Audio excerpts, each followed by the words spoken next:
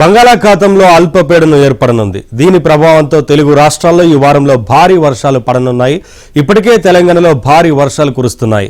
తెలంగాణలోని కొన్ని జిల్లాల్లో ఈ నెల 21 వరకు భారీ నుంచి అతి భారీ వర్షాలు కురిసే అవకాశం ఉందని హైదరాబాద్ వాతావరణ కేంద్రం తెలిపింది. రాబోయే 2 వారాల పాటు ముసురు పట్టి వాతావరణం పూర్తిగా చల్లబడి జల్లులు అప్పుడప్పుడు భారీ వర్షాలు పడతాయని పేర్కొంది.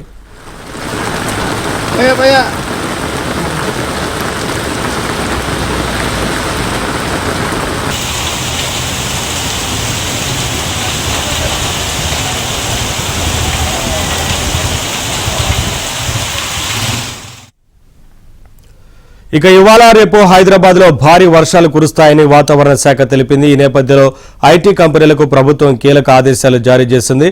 ఉద్యోగులకు వర్క్ ఫ్రం హోంకు అనుమతి ఇవ్వాలని తెలిపింది.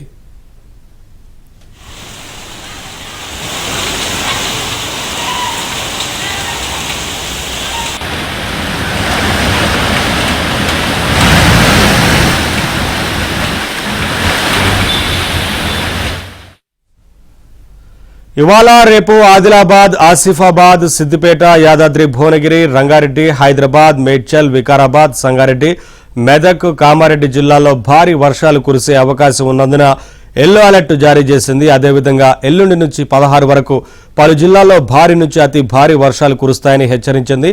ఈ 4 రోజులకు గాను తెలంగాణ వ్యాప్తంగా ఆరెంజ్ అలర్ట్ జారీ చేసింది.